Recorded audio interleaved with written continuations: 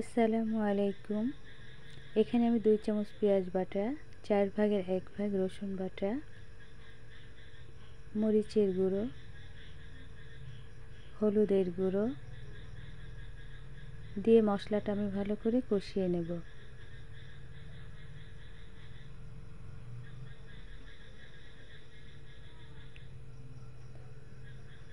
সামান্য জিরে গুঁড়া দিয়ে দিলাম।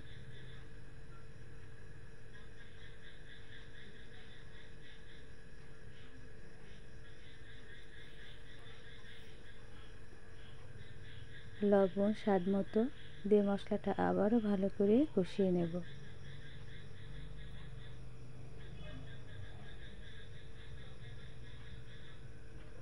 মশলা কষানো হয়ে গেছে, এবার আমি মাছগুলো দিয়ে দিচ্ছি।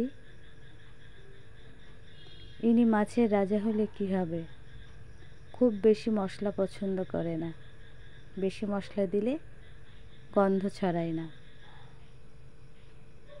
এই মাছটা আপনি যেভাবেই রান্না করেন না কেন খুবই মজা লাগে।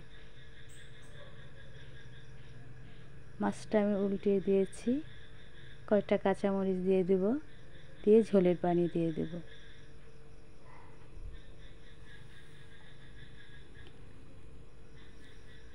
যে যেমন ঝোল খাবেন সেই পরিমাণ পানি দিবেন।